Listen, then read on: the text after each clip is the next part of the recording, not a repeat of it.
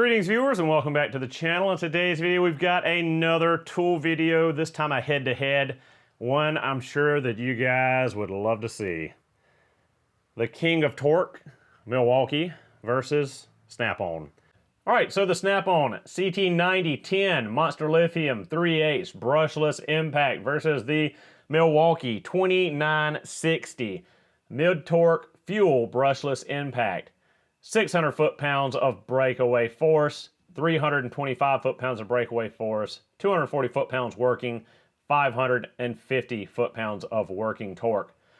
5 amp hour batteries, 18650 cell on both of them, so you can't tell me that I'm cheating by putting a 21700 cell on the Milwaukee, although I'd love to put a 3 amp hour or 6 amp hour on it to give it the full chooch, but we're going to keep it on a level playing field.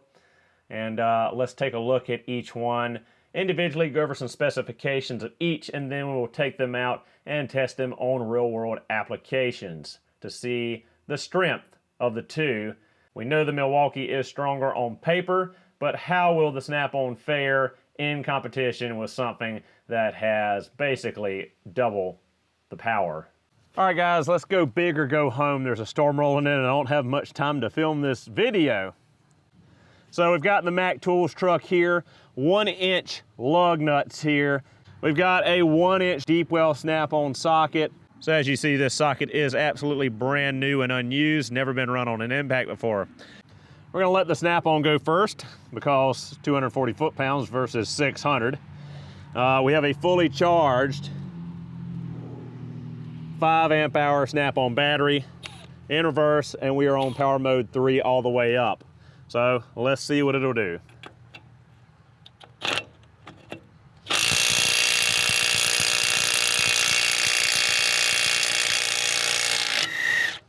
I'm actually shocked. It took a while, but it took it off.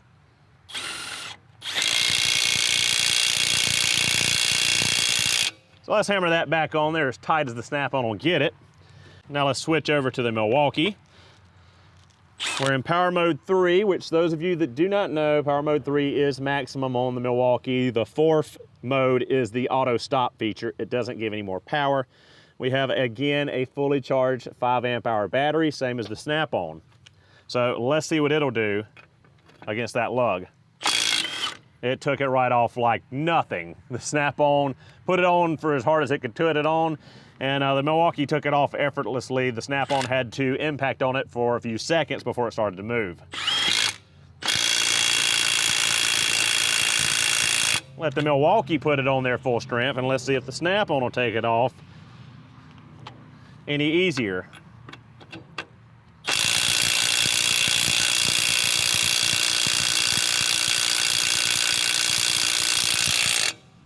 Looks like the Milwaukee is substantially stronger than the Snap-on. As you saw, we just tightened it down with the Milwaukee, 550 foot-pounds in forward.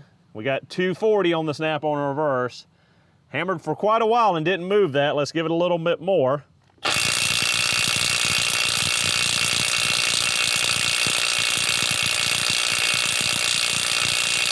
And it's not wanting to budge it now. So let's try another random lug nut just to see. This one looks a little bit rustier.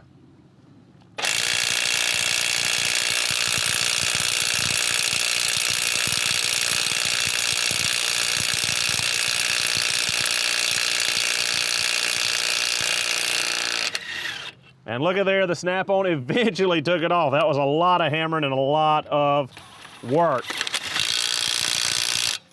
So, socket has a little bit of warmth to it, which you would expect.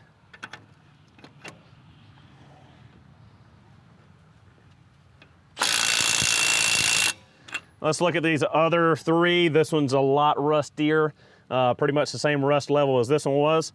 And we'll try it first with the Milwaukee to see how quickly it removes it, because we've seen how much hammering the Snap-on had to do. Instantly takes it off like there's nothing. It's not even trying.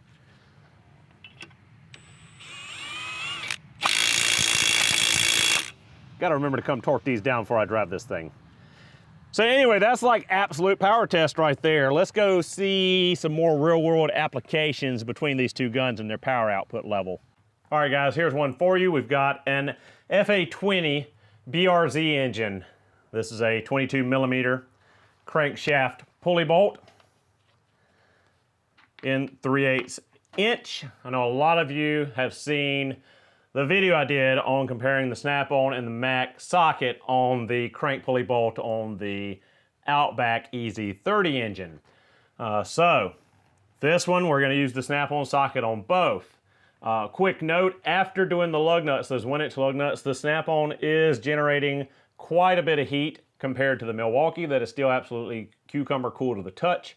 Snap-on is much harder because it did do a lot more work, did a lot more hammering.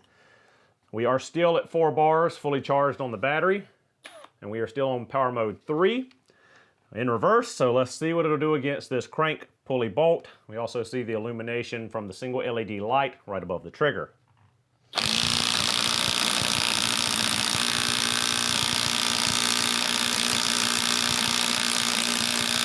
And we're going to stop right there because we're spinning the engine backwards slowly. I really don't think the snap-on is going to get this off. Apparently it's got enough power to start moving the engine, but not enough to take that bolt out. So let's switch over to the Milwaukee mid-torque. Again, still on power mode 3, which is the highest power mode for torque output, and fully charged on the 5.0 battery. Same snap-on 22 millimeter socket we just had on the snap-on impact.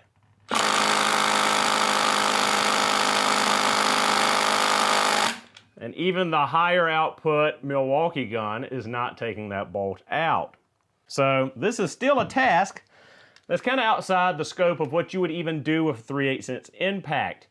The working scale for a 3/8 inch impact normally would be between 8 to 10 millimeters, all the way up to about 19 millimeters, or about 3/4 of an inch. 1 inch and above, you should really be using a 1/2 inch drive impact. So to show the difference here is that same 22 semi-deep 1/2 inch drive on a Milwaukee high torque 1/2 inch drive impact. And that's what 1,400 foot-pounds of torque does compared to 240 on the snap-on and 600 on the 3/8 Milwaukee.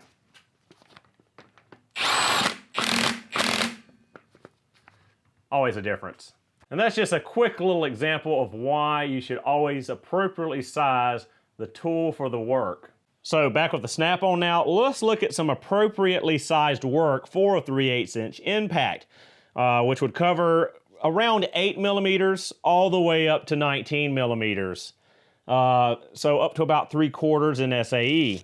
So we've got a 14 millimeter socket on here now. Let's try this idler pulley. No problem there. This tensioner pulley. No problem there. Let's try the 12 millimeter bolts for the alternator. No problem there either. So when using one of these 3/8 inch impacts for the appropriate size of fastener, they perform as you'd expect. So we could go ahead and put those same sockets on the Milwaukee and run the same test again, but it's kind of futile. We know that the Milwaukee is far stronger in torque output. It hammers off stuff without working nearly as hard as the snap-on does. We can take a look really quickly at the illumination from the tri-LEDs on the mid-torque Milwaukee, how it illuminates the area on the engine here. And then we can take the LED light from the snap-on and do the same, just to give you a comparison of how it lights the area. Now, of course, as you see, you've got some shadows above the anvil on the snap-on because it's got a single LED under the anvil, under the nose cone, and above the trigger, whereas the Milwaukee more clearly illuminates the area because it has the tri-LEDs. They're all around, and it doesn't really cast a shadow on the top of the bottom because it gives a 360-degree light output.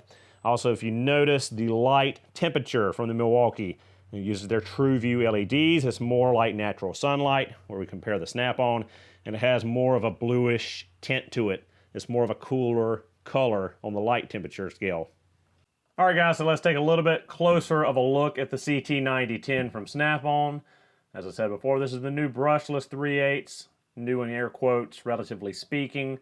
You see brushless down here. It's got 3 power modes. You can see here on the back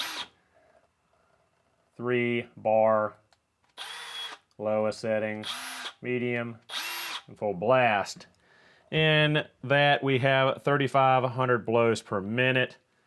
The kit comes with two 5-amp-hour snap-on batteries. I'm pretty sure these are 18750 cell batteries. We've got a 100 lumen LED light here under the nose cone and above the trigger. Overall weight with a battery is about 5 pounds. Overall length is 6.7 inches. 325 foot-pounds of breakaway force, 240 foot-pounds of working torque. 2-year warranty on the tool and the battery, or 1,000 charge cycles.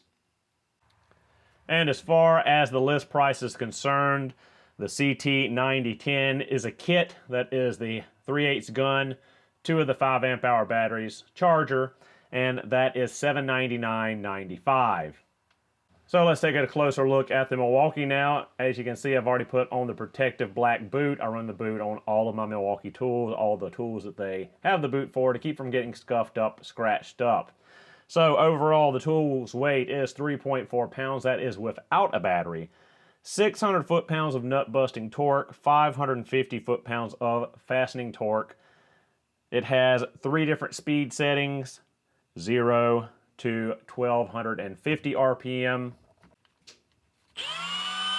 0 to 1,950 RPM, and 0 to 2,575 RPM.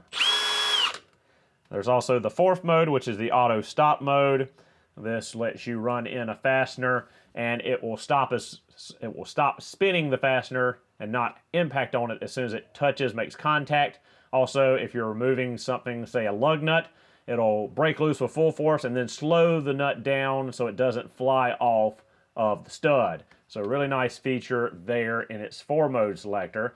So we've got a tri-LED array here on the front around the anvil to illuminate your work surface really well compared to the Snap-on's 1 LED. As far as the pricing goes on the Milwaukee, this is part number 2960. Dash 22 is the full kit that gets you the gun, 2 5-amp-hour batteries, charger, and a blow molded case for $419. So roughly half the price of the Snap-on. You can get 2 Milwaukee kits for basically the same price as 1 Snap-on kit. 5-year warranty on the gun and the batteries from Milwaukee compared to Snap-on's 2-year warranty. Overall length from front to back is 6 inches. It is slightly stubbier than the Snap-on front to back. When we line them up, edge to edge, there is an advantage to the Milwaukee. It is more compact. So as to keep things on an even playing field, the Milwaukee, I purchased this myself with my own money. I will put a screenshot of the receipt here, purchased from Home Depot. The Snap-on, this is a demo model. Did not spend the cheese on this. So, conclusion. Of course this is stronger than this. We've proved that in our testing. This one will do a lot of what this one does, given enough time and hammering, but at the cost of more time wasted, more energy turned into heat, more stress, more strain on the tool compared to the Milwaukee. We've already discussed the comparison in power. We've discussed the difference in price. $419 for the full kit on the Milwaukee, $799 for the full kit on the Snap-on. We've talked about the warranty, 5-year battery and tool, 2-year battery and tool. So in conclusion, it always comes down to your personal preference, how you spend your money, which of these 2 tools, if you're looking at, you will buy.